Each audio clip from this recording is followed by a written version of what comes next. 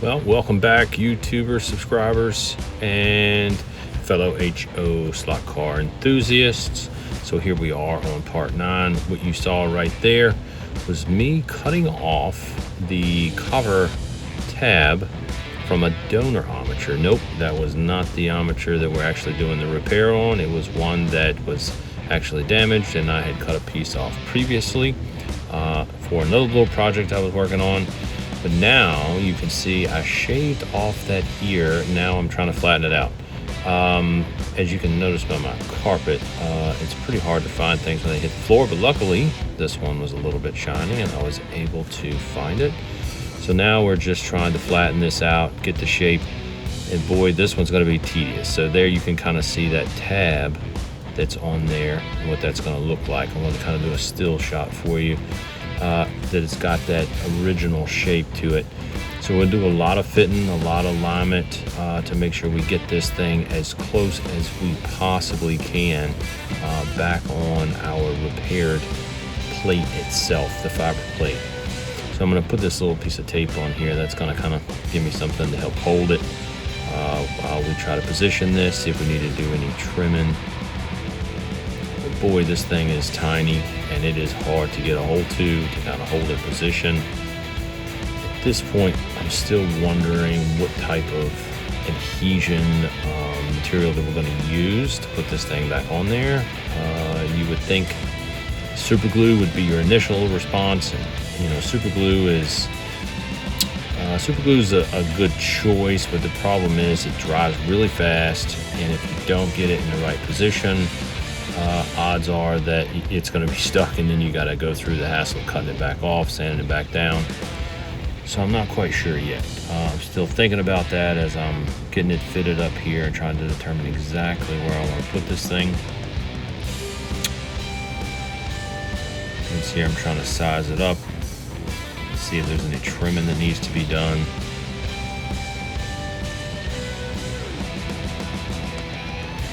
Apologies for being just off screen here. Try to do a little bit better job.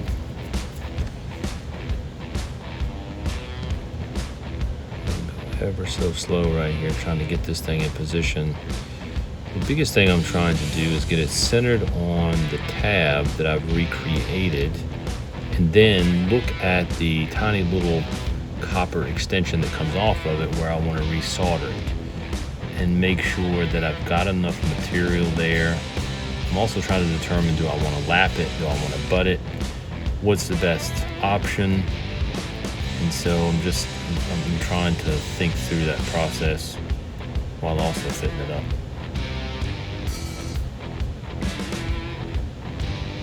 All in all, it's not looking too bad. I don't think I'm gonna have to do much in the way of trimming on it. When I'd cut this off of the donor plate, I basically knew where I wanted to make that mend at.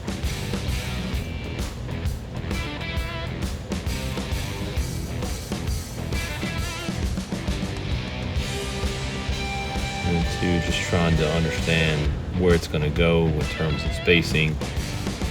Did the tab that we put back on, is it accurate? Do we have enough material there?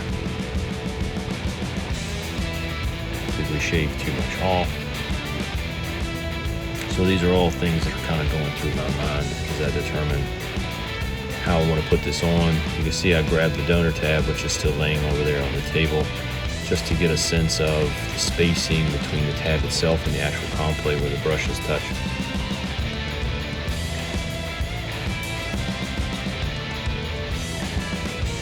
This is like the old motto, measure twice, cut once.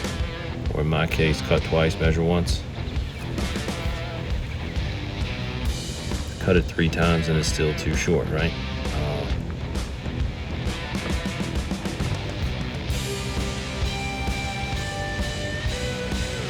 I think we're gonna be okay in terms of what it's gonna look like. So with that pretty much ironed out, pretty satisfied with what we got. Take one last look at this. Maybe get it cleaned up here a little bit. Make sure we're gonna get some good adhesion on this thing. We don't want to put a ton of heat on it, just enough to where that solder is going to to make that connection, and then we want to get off of it. Something else too that I'm a little bit concerned about when we actually go to solder the wire on, if everything goes well and we get that far, then we got to be super careful about where we put the heat, because we don't want to break loose the connection for the tab that we're repairing, because if the heat transfers through that copper, and as we all know, copper is a great conductor of heat, if it transfers through, it's possible that it could break that connection. So we have to kind of keep that in mind once we go to do those wires.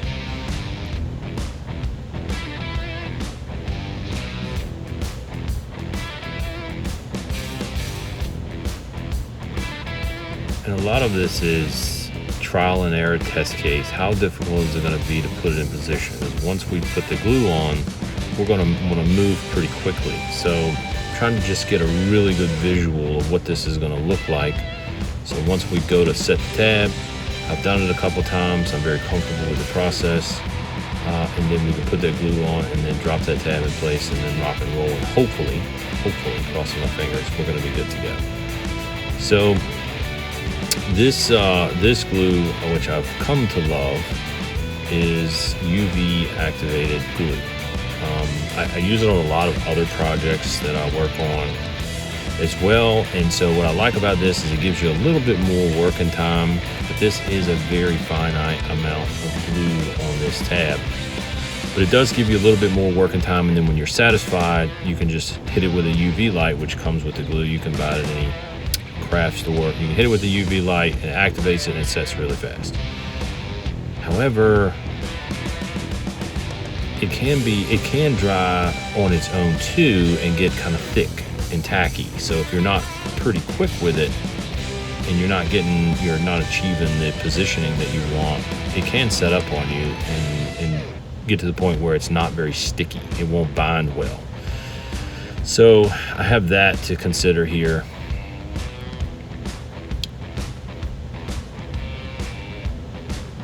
Trying to get it positioned. You can see now, like, the corners are still bending up a little bit, and I'm not very satisfied. Like, I've put glue on it and it won't stick, so I'm not very pleased with that.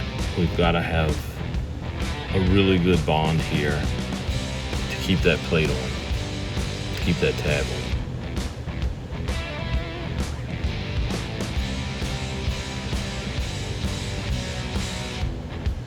And this is so tedious to get it in the right spot.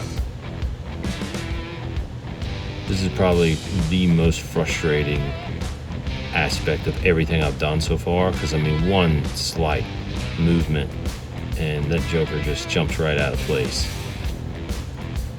And maybe I'm a little touch of OCD, but I just couldn't get it in a position where I was satisfied with the way it looked. And then every time I got it really close, it would jump and move again.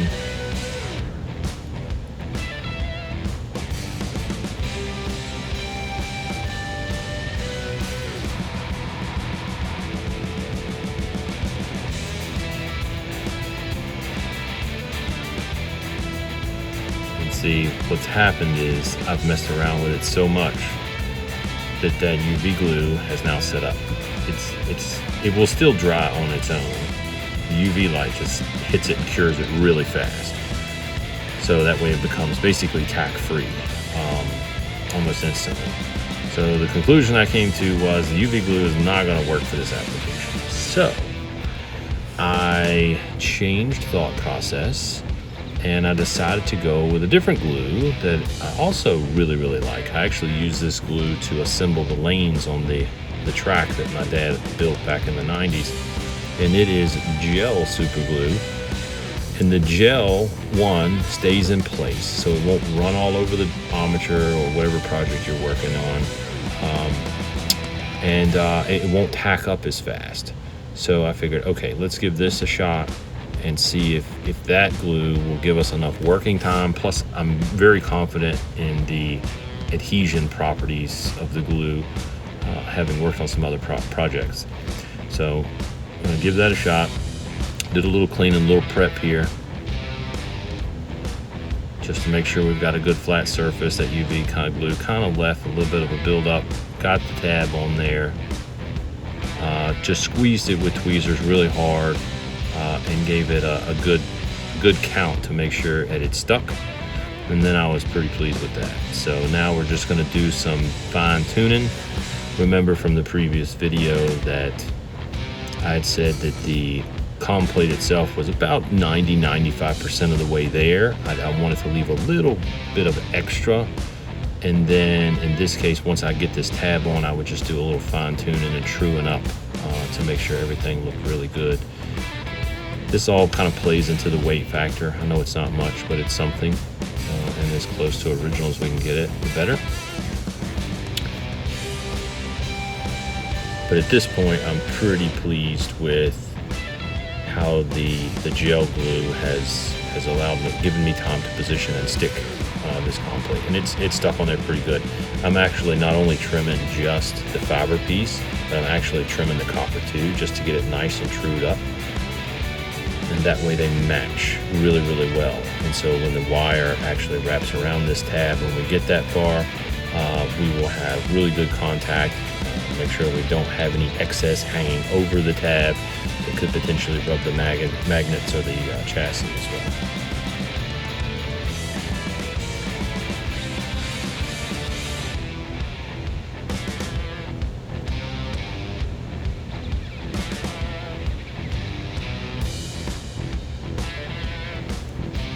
You know, this being my first series of videos, it was a bit challenging because you have to use jeweler's glasses, and I was also trying to film this thing and use the magnification on my phone to catch the video, and it was quite challenging as well.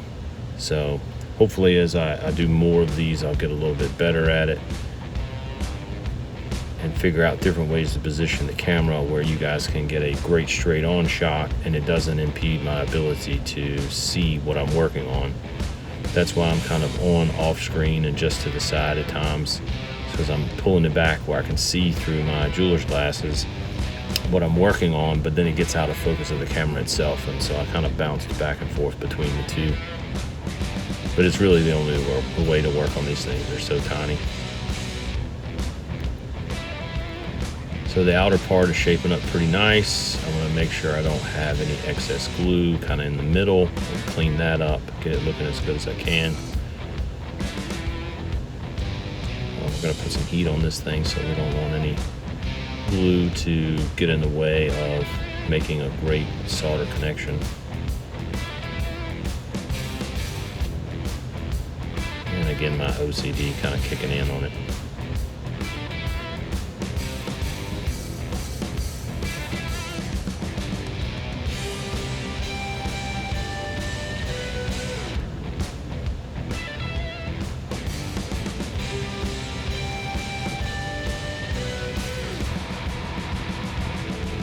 You know, the simple solution would have been just to rip all the wire off this armature, toss the comm plate in the trash can, and rewrap and put a new aftermarket plate on it.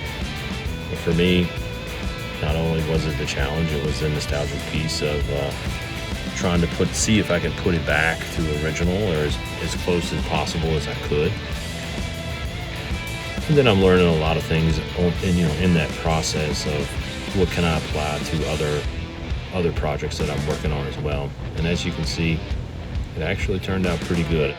Don't forget to like and subscribe so you can see how the rest of the project goes. Just hit the like button, subscribe button, and you'll be notified when the next video gets released. Thank you for watching.